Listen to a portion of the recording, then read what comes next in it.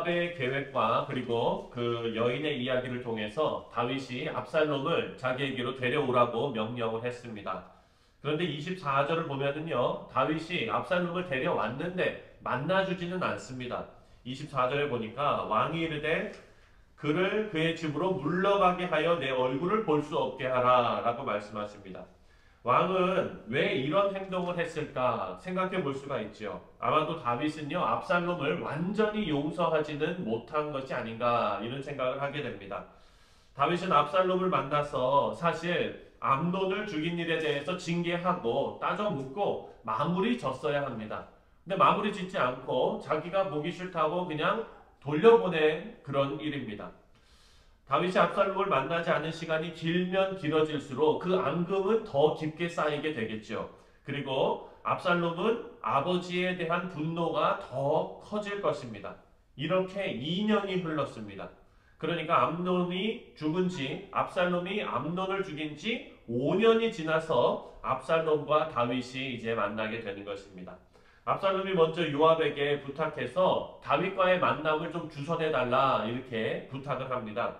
그리고 그렇게 만남을 갖고 나니까 이스라엘 사람들은요, 압살롬이 돌아왔고 다윗과의 관계도 다 완전히 회복됐다라고 생각을 했습니다.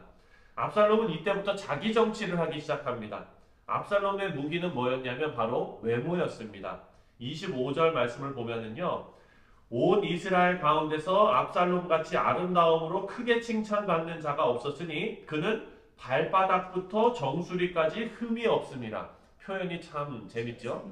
발바닥부터 정수리까지, 머리부터 발끝까지, 네, 아주 흠이 없는 그런 사람이었어요. 그러니까 압살롬은 수려한 외모를 가지고 있었고, 그리고 다윗의 아들이었기 때문에 정통성도 가지고 있었습니다.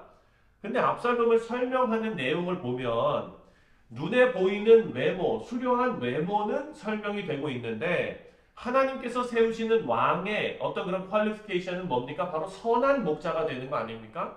선한 목자에게 필요한 것은요, 여러분, 경건함, 인품, 뭐 이런 거죠. 사랑, 자비를 베푸는.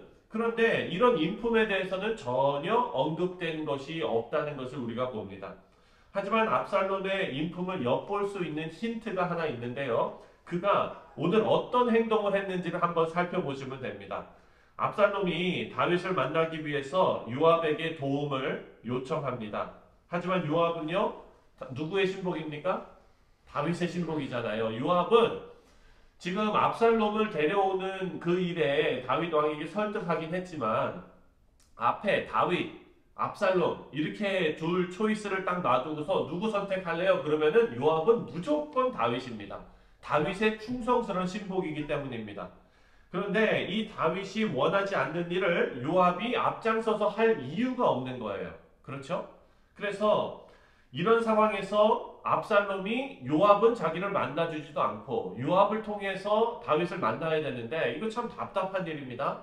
그래서 어떤 일을 했는지 30절부터 32절에 나와 있습니다.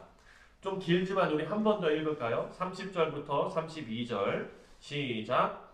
압살롬이 자기의 종들에게 이르되 보라, 요압의 밭이 내 밭 근처에 있고 거기 보리가 있으니 가서 불을 지르라 하니라.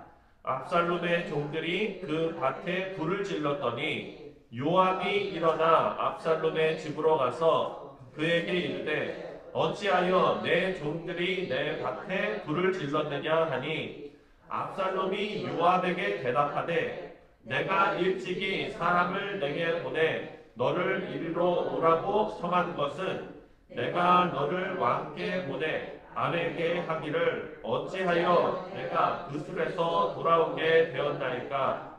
이때까지 거기에 있는 것이 내게 나았으리라 하려 함이로라.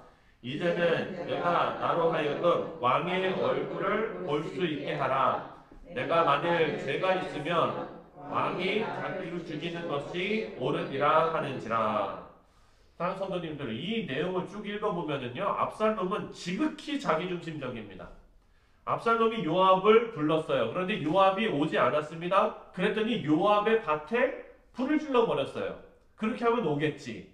그렇게 한 이유가 첫 번째, 요압을 불렀는데 오지 않은 거에 대해서 보복성 행위로 우리가 볼 수가 있어요. 두 번째는요, 이렇게 불을 지르면 요압이 올 거라고 생각한 거죠. 그런데 진짜로 요압이 왔어요. 자기한테 불 질렀는데 그럼 당연히 가죠. 그런데 그 앞에 섰던 압살롬이 뭐라 그럽니까? 미안하다. 뭐 내가 이렇게 해서 어쩔 수 없이 그냥 이렇게 했다. 당신이 오지 않아서 이렇게 했다. 좀 뭐 이런 말이 전혀 없어요. 요압이 눈앞에 나타나자마자 자기가 하고 싶은 말, 자기가 뭐 요구하는 것, 이것만 지금 쭉 다 늘어놓고 있습니다. 그러니까 압살롬은 이런 사람이에요. 자기 목적을 달성하기 위해서는요, 수단과 방법은 그렇게 중요한 사람이 아닌 겁니다. 여기에서 여러분 압살롬의 인격이 드러나는 것입니다. 요압을 만나서도요, 자신의 행동에 대한 미안함이 전혀 없습니다. 일단 요압을 만났으니까 자기가 원하는 것만 요구하고 있습니다. 사랑하는 성도님들, 우리가 선한 일을 위해서 방법이 조금 옳지 않아도 눈 감고 넘어가는 일을 융통성 있다라고 말하는 경우가 많습니다. 하지만 그것은 융통성이 있는 것이 아닙니다. 그것을 아름답게 포장할 수가 없어요. 어떤 사람은요, 상당히 자기중심적입니다. 자기만 알아요. 그러니까 뭐 이렇게 차려가지고 먹는데 다른 사람이 먹고 있나, 뭐 누가 뭐 소외당하고 있나, 이런 거 전혀 상관없이 내 앞에 맛있는 것이 있나만 보는 사람이 있죠. 이 사모님 왜 저를 그렇게 쳐다보세요? 네. 제 앞에 있는, 그러니까요, 이런 사람들을 갖다가 아유 뭐 그냥 이렇게 좋게 포장할 수가 없습니다. 하나님께서는요 그렇게 일하지 않으세요. 하나님께서 지금 압살롬의 이런 어떤 왕으로 세우기 위한 어떤 자질이 전혀 없다는 것을 지금 이 본문 말씀을 통해서 보여주십니다. 하나님을 본받는 자들로 우리 모두는 다 부름받았습니다. 그렇기 때문에 성도의 분명한 목적은요, 왕만 그런 것이 아니에요. 성도의 분명한 목적은 선한 목적을 가져야 됩니다. 다시 말해서 선한 목자가 되어야 되는 게 우리의 본분입니다. 왜냐하면 우리는 왕 같은 제사장으로 부름받았기 때문입니다. 그리고 목적이 선한 것과 더불어서 수단과 방법도 선해야 합니다. 사랑하는 성도님들, 하나님께서는요, 목적도 선하고 방법도 선하기를 원하신다는 것을 우리가 꼭 기억하시길 바랍니다. 우리 교회 모든 성도님들은 하나님의 바람대로 정도를 걸으시는 우리 성도님들 다 되시기를 주님의 이름으로 축원드립니다. 마지막으로 32절을 다시 한번 읽겠습니다. 32절 시작. 압살롬이 요압에게 대답하되 내가 일찍이 사람을 내게 보내 너를 이리로 오라고 청한 것은 내가 너를 왕께 보내 말하게 하기를 어찌하여 내가 구술에서 돌아오게 되었나이까. 이때까지 거기에 있는 것이 내게 나았으리라 하려 함이로라. 이제는 내가 나로 하여금 왕의 얼굴을 볼 수 있게 하라. 내가 만일 죄가 있으면 왕이 나를 죽이시는 것이 옳으니라. 네, 압살롬이 이렇게 말합니다. 내가 만일 죄가 있으면 왕이 나를 죽이는 것이 옳으니라. 이렇게 얘기해요. 압살롬은요, 자기가 행한 이 범죄에 대해서는 전혀 생각하지 않습니다. 회개는 우리가 바라지도 않아요. 압살롬은요, 반성이나 후회도 지금 없는 것입니다. 다윗을 향한 원망, 불평만 지금 늘어놓고 있습니다. 너무 뻔뻔해서 읽다 보면 화가 나죠. 하지만 조금만 이 말씀을 더 들여다보면은요, 이 압살롬의 모습에서 우리를 발견하게 됩니다. 우리도 내 실수와 내 잘못으로 일을 망쳐놓고 하나님을 원망하는 경우가 참 많아요. 내 실수와 내 잘못으로 어떤 일이 그르쳐졌는데요, 그것이 다 남 탓처럼 여겨지게 됩니다. 내 자신은 그 가운데서 발견하지 못하는 맹점이 있는데, 그것은 바로 뭐냐? 우리 인간은요, 자기 자신은 늘 옳다고 생각해요. 내 말은 항상 옳다고 생각하는 경우가 많습니다. 그래서 내 잘못을 까맣게 잊어버리고 하나님 왜 의인에게 이런 고통을 주십니까? 라고 기도하는 경우가 많죠. 그래서 우리는요, 혹시 우리 자신에게 이렇게 압살롬처럼 나의 잘못을 보지 못하는 그런 경우가 있다면 이 말씀을 통해서 우리 자신을 들여다볼 수 있는 기회가 되시기를 주님의 이름으로 축원드립니다.